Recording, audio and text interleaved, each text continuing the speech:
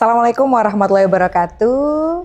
Perkenalkan, saya Dr. Megawati Citra Alam, dosen Program Studi Agribisnis Fakultas Pertanian Universitas Maijen Sungkono. Pada kesempatan ini, saya akan menerangkan materi yang sesuai dengan bidang keahlian saya, yaitu manajemen rantai pasok atau supply chain management.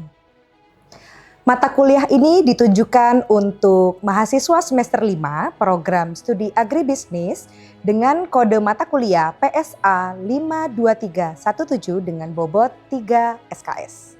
Dan mata kuliah ini diselenggarakan sebanyak 16 kali dengan rincian 14 kali tatap muka dengan materi dan 2 tatap muka ujian tengah semester dan ujian akhir semester.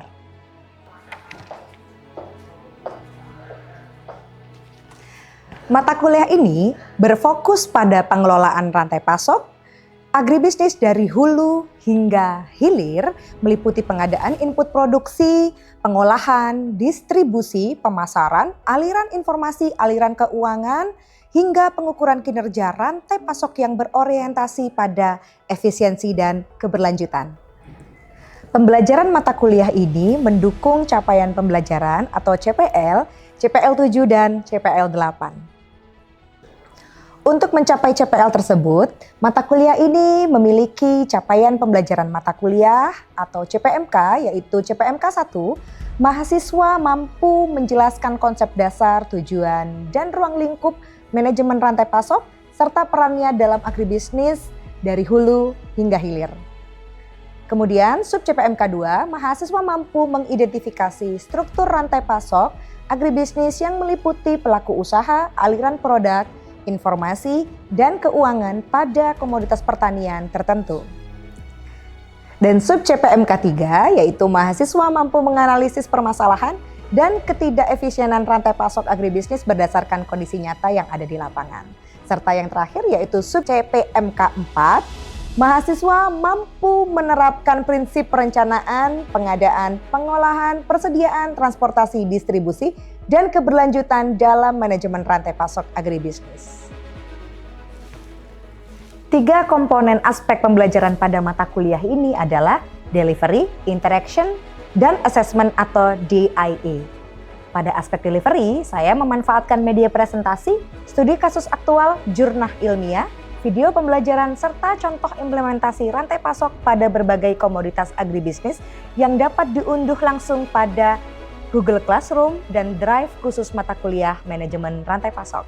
Pada aspek interaction, mahasiswa aktif berdiskusi melalui quizzes, Mentimeter, serta menganalisis kasus nyata seperti distribusi hasil pertanian hingga permasalahan bullwhip effect pada rantai pasok pangan.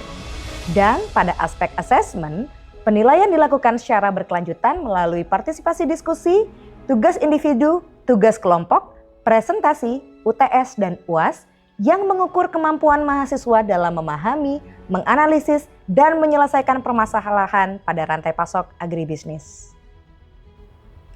Referensi yang digunakan dalam mata kuliah ini berasal dari berbagai sumber ilmiah yang relevan, antara lain buku Supply Chain Management karya Profesor Inyoman Pujawan, dan buku Rantai Nilai Agroindustri yang merupakan hasil kolaborasi saya dengan dosen-dosen di seluruh Indonesia. Hasil-hasil penelitian terkini serta artikel ilmiah bereputasi nasional maupun internasional, dan pemanfaatan berbagai referensi tersebut bertujuan untuk memperkaya wawasan mahasiswa sehingga tidak hanya memahami konsep teoritis manajemen rantai pasok tapi bisa menggabungkan dengan permasalahan nyata yang ada dalam dunia usaha sekarang. Berikut adalah video pembelajaran mata kuliah manajemen rantai pasok pada pertemuan 5, yaitu merancang jaringan supply chain. Assalamualaikum warahmatullahi wabarakatuh. Salam sejahtera bagi kita semua. Senang sekali ketemu lagi. Kali ini di semester 5 kita akan membahas tentang merancang jaringan supply chain. Nah, ini sudah pertemuan kelima ini ya. Kalau pertemuan kelima kita mau flashback nanti seperti apa manajemen rantai pasok dan bagaimana kita mau merancang supply chain untuk di produk-produk hortikultura atau di produk-produk pertanian. Nah, teman-teman tahu ini apa? Mangga. Ada yang suka mangga? Suka. Biasanya mangga kalau di Jawa Timur paling banyak di mana? Gresik, Probolinggo, Malang, Surabaya. Surabaya ada mangga apa Mas? Mangga ini. Tapi ada, memang ada. Nah, kita jika membaca tentang supply chain, kita lihat pasar produksi yang paling besar. Nah, ini bisa dilihat ya. Ternyata itu kalau di Jawa Timur itu di Probolinggo. Paling besar. Tapi produk untuk olahannya banyaknya di mana? Malang. Ini apa? Keripik mangga. Ada yang pernah coba keripik mangga? Belum? Serius?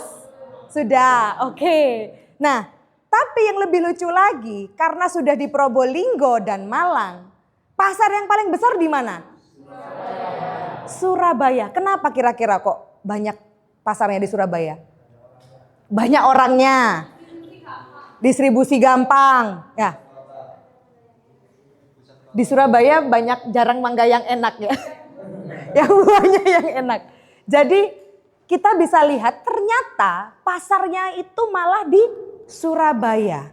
Tapi yang lebih lucunya lagi, orang Malang bisa beli dari produknya produksinya di Malang, pemasarannya di Surabaya, belinya di online. Jadi kita supply chain tuh kita sebenarnya tuh nggak tahu barang ini tuh dari mana sih sebenarnya, gitu loh. Jadi bisa muter-muter aja. Nah, terus teman-teman, kita lihat. Nah ini, kalau nih seumpama teman-teman adalah owner dari agroindustri keripik mangga, menurut teman-teman, pabrik yang akan diletakkan itu di Probolinggo yang dekat dengan bahan baku atau di Surabaya dekat dengan konsumen? Ada yang bisa jawab? Oke, Mas Jeko. Kalau saya misal jadi owner dari industri keripik mangga ya Bu ya. Kalau saya kayaknya lebih memilih Probolinggo sih, karena dia lebih dekat sama tempat mangganya. Jadi nanti pengadaan bahan bakunya itu dia biayanya lebih murah dan juga lebih minim resiko bahan bakunya rusak, sama biar bahan bakunya lebih segar aja sih. Kayak gitu. Oke, terima kasih. Ada yang lain? Saya Bu. Oke, baik, silakan. Kalau menurut saya kalau jadi ownernya keripik mangga, saya lebih memilih di Surabaya karena pasarnya lebih besar, untuk pengirimannya sangat mudah, untuk respon konsumen juga lebih mudah. Oke, terima kasih jawabannya Mas Jeko sama Mbak Ais, bagus dua-duanya. Ada perspektif dari dekat dengan bahan baku, ada perspektif dari dekat dengan konsumennya. Dua-duanya benar, gak ada yang salah. Nah, saya pengen tahu nih teman-teman semuanya, boleh ambil HP-nya ya, di-scan di situ, kita main di Menti dulu. Coba sih teman-teman menurut teman-teman semuanya, paling bagus pabrik ini, kalau keripik mangga ini, dia diletakkan di mana? Coba, saya pengen tahu deh. Langsung dipilih dari situ bisa ya. Coba kita lihat resultnya.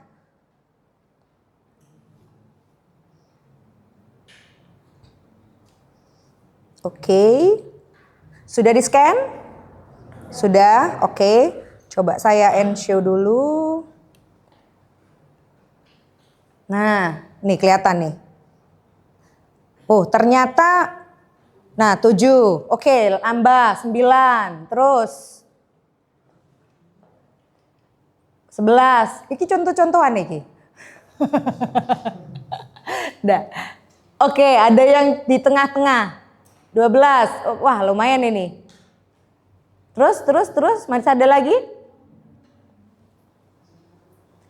Nah, ternyata dari satu kelas ini banyak memilih dengan dekat bahan baku.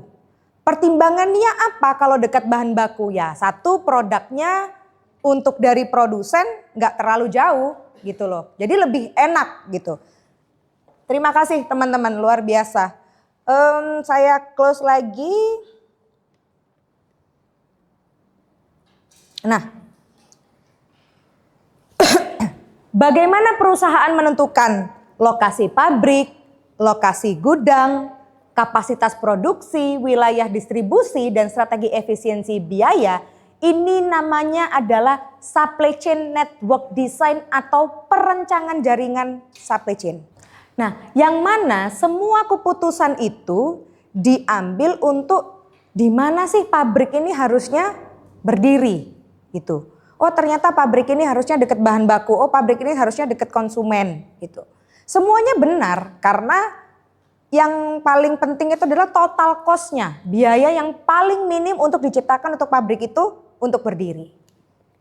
Nah, terus apa sih merancang jaringan supply chain itu? Menurut Profesor Pujawan, ini kebetulan adalah profesor ahli di bidang supply chain management. Perancangan supply chain itu adalah proses menunjukkan konfigurasi jaringan rantai pasok agar produk sampai ke pelanggan secara efektif dan efisien. Jadi biar murah, biar cepat. Kan teman-teman kalau beli-beli kan pasti kan pengennya yang cari yang paling cepat ya. Murah, cepat, api. Bener ya? Bener. Nah, terus jadi kita akan melihat pasar mana sih yang akan dilayani. Kemudian di mana sih pabrik yang akan dibangun. Kemudian di mana letak gudangnya? Apakah perlu pakai gudang? Kemudian berapa kapasitas produksinya? Siapa pemasoknya? Siapa distributornya? Nah, itu yang harus betul-betul dirancang di supply chain network design ini atau jaringan supply chain. Nah, selanjutnya ada artinya trade off, ada namanya trade off dalam merancang supply chain. Jadi, terkadang kita bisa melihat ya, ada satu pabrik yang besar sekali, ada satu pabrik yang kecil-kecil tapi banyak. Nah, itu sama-sama kita punya kelebihan dan kelemahannya masing-masing. Nah, kelebihannya jika satu pabrik yang besar sekali ataupun hanya single production, yang pertama biaya produksi pasti murah. Pasti ya, karena kan semuanya ngumpul di situ bahan bakunya. Kedua, economies of scale. Artinya apa? Semakin banyak produksi atau kuantitinya yang diproduksi, berarti HPP-nya semakin rendah, makin kecil HPP-nya. Tapi kekurangannya biaya distribusinya tinggi dan lead time-nya lama. Contoh misalnya, pabriknya di Mojokerto, ngirimnya di Papua sama di Aceh. Bisa nggak lebih cepat kalau misalnya kalau pabriknya itu di Jakarta ataupun di tengah-tengah gitu. Pasti akan jauh lebih cepat. Nah, ini yang mempengaruhi. Kalau pabrik yang kecil, yang kelebihannya adalah dekat pelanggan, ada responnya juga lebih cepat. Contoh, kita kalau misalnya ada barang retur, kalau ada di perwakilan di daerah situ kan kita jauh lebih enak kan dibandingkan kalau kita harus keluar kota. Tapi biaya operasionalnya tinggi. Kenapa biaya operasional tinggi? Ya karena pasti pegawainya makin banyak, operasional pabriknya juga makin besar. Nah, seperti itu. Nah, di sini ada pertanyaan nih, think per share buat kita. Mengapa sih perusahaan seperti Unilever memiliki banyak distributor center di Indonesia? Mungkin ada yang bisa jawab? Menurut saya Bu, Unilever itu mengapa memiliki banyak distributor center supaya itu produknya itu lebih dekat dengan konsumen. Jadi pengiriman itu bisa jadi lebih cepat. Oke, biar lebih dekat konsumen dan pengirimannya jauh lebih cepat. Oke, bagus sekali tadi jawabannya Mas Chandra ya. Jadi memang kenapa sih Unilever itu banyak? Ya karena memang responsiveness namanya kalau di supply chain agar lebih cepat. Kalau orang retur, kalau misalnya konsumen itu memberikan, oh ini loh barangmu ini jelek.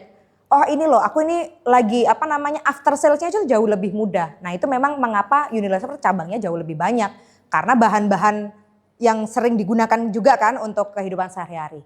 Nah kita lanjut, faktor lingkungan yang dipertimbangkan ketika kita mau membuka suatu pabrik atau usaha itu ada 4. Yang pertama ekonomi, sosial, politik, teknologi, dan keamanan. Yang mana kalau ekonomi, inflasi, kurs pajak, upah tenaga kerja harus diperhatikan. Contoh kita di Mojokerto, kabupaten dan kota aja beda jauh ya. Nah kira-kira orang kan pengennya pengen nih bikin pabrik di kota Mojokerto, tapi harga tanahnya luar biasa mahalnya. Nah, jadi itu sebuah perbandingan ya, atau untuk baiknya kita bikin pabrik di mana sih itu. Kemudian ada stabilitas politik, kemudian ada keberadaan internet. Jadi kalau misalnya teman-teman nih gudangnya live, sekarang kan udah live TikTok, Instagram segala macam. Ternyata internetnya mati putus, dia kan hidup nggak. Nah akhirnya kan juga berpengaruh ke usahanya teman-teman. Dan keamanan, daerah rawan konflik atau bencana itu sangat-sangat meningkatkan resiko dari supply chain. Oke, kita mulai case study di sini. Kita ada 5 kelompok di sini.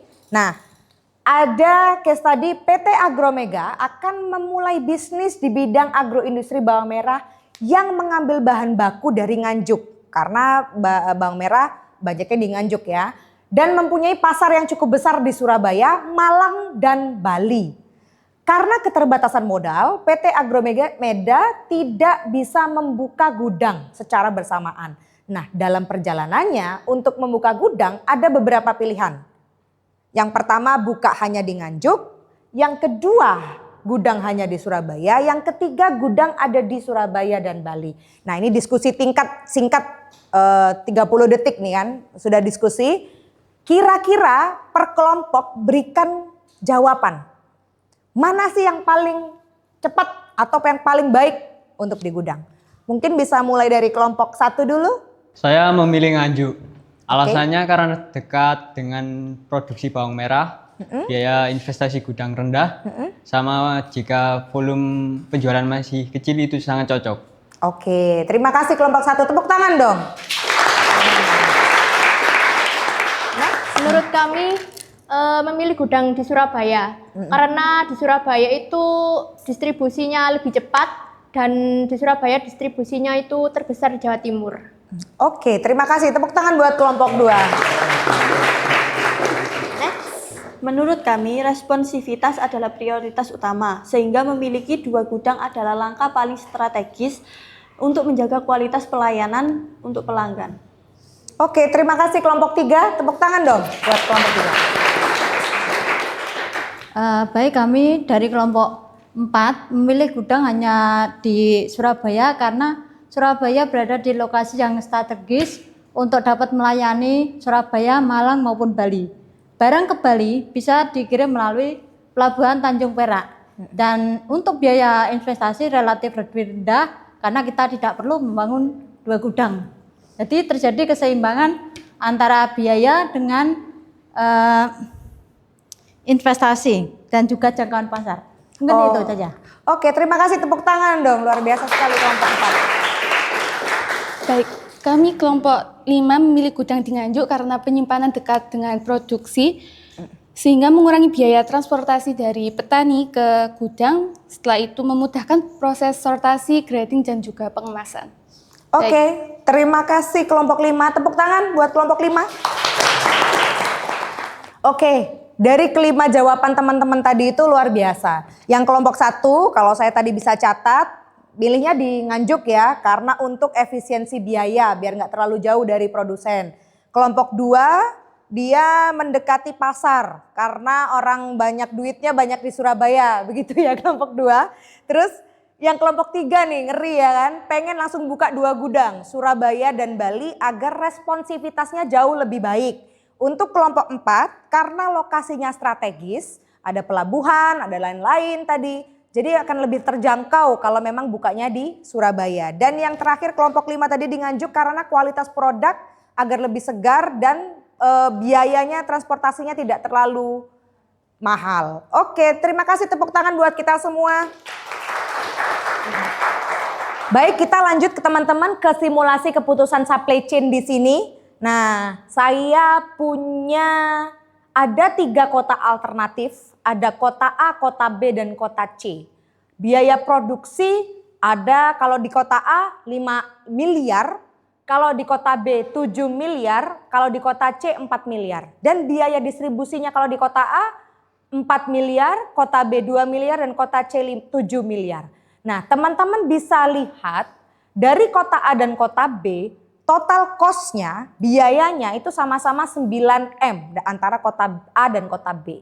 Nah, sedangkan untuk kota C itu 11M.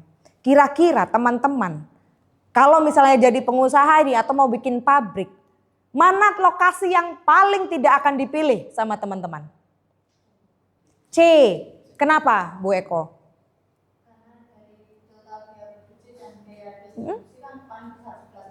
Oke, betul. Karena kita walaupun sama-sama produksi dan biaya distribusinya itu dilihat, tapi ketika total cost-nya itu sama, berarti itu masih memungkinkan. Jadi jangan dilihat hanya produksinya murah atau produksinya mahal, tapi distribusinya yang tinggi. Kadang kan gitu, oh enak nih bikin pabriknya deket-deket aja, tapi untuk menuju ke konsumennya jauh lebih mahal. Nah, itulah kenapa ketika kita produksi barang dan mau memberikan ke konsumen, yang dilihat juga biaya distribusinya. Nah, saya ada video tentang supply chain management di sini. Kita lihat untuk teman-teman jauh lebih memahami. Halo, saya Bu Ita. Saya adalah pengusaha kafe rumahan. Dan ini adalah kawan saya, Ibu Ani. Dia adalah pengusaha toko bunga.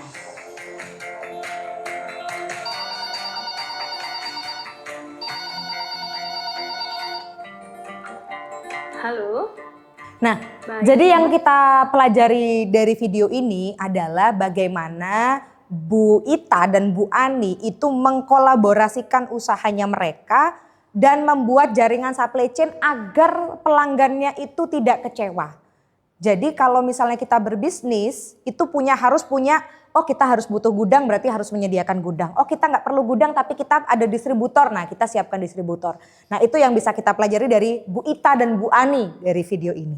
Oke, baik, this is the last session. Jadi teman-teman karena sudah belajar bagaimana kita asesmen formatif hari ini, di scan, sudah ya, aman. Ada 5 pertanyaan di situ seperti post test seperti biasa. Nah, coba teman-teman isi. Nah kita lihat nanti hasilnya teman-teman ini paham atau tidak ternyata dengan belajar hari ini. Sudah? Ais, Chandra, Yunita sudah masuk. Salman, Julia, Rusdi. Salman ini kok siapa rek? Salman Verhoeven. Julia, Rusdi, Zaro, Indi, Elisa. Yuk, baru 10, 11. Next, yuk. Start. Oke.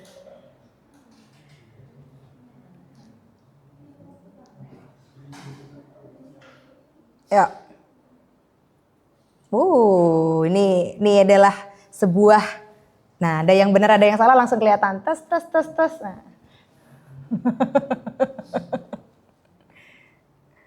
Julia memimpin.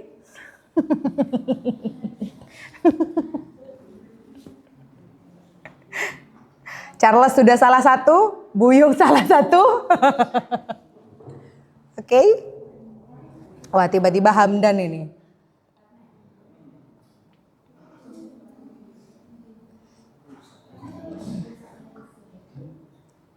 Oke. Oh, ngeri juga Salman ini. Sudah di atas.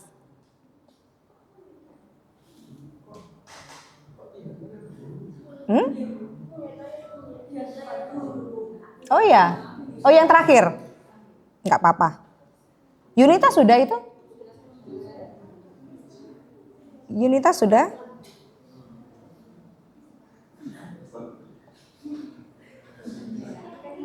Wah.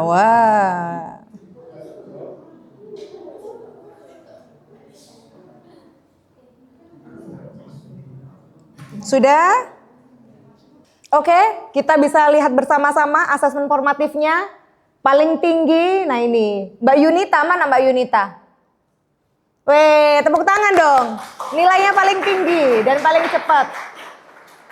Jadi kita enak ya langsung live ya. Jadi tidak membohongi satu sama lain bahwa kalau pakai Quizzes ini langsung melihat nilainya teman-teman. Jadi saya langsung tinggal impor dan masukkan nilai ke asesmen formatif.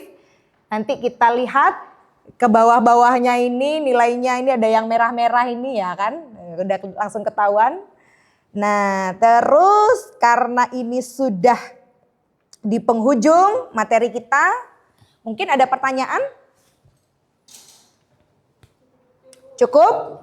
Oke, karena kita sudah aktif sekali diskusi hari ini. Terima kasih teman-teman untuk pertemuan kelima hari ini sangat luar biasa sekali. See you di pertemuan selanjutnya. Semoga bermanfaat. Saya akhiri. Assalamualaikum warahmatullahi wabarakatuh.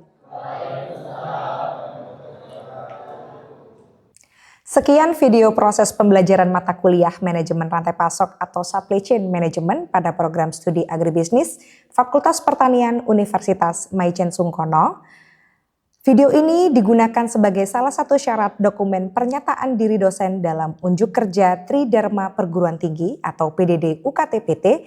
Semoga dengan adanya video ini menjadi pertimbangan yang baik dalam proses penilaian sertifikasi dosen tahun 2026. Akhir kata, saya ucapkan terima kasih. Wassalamualaikum warahmatullahi wabarakatuh.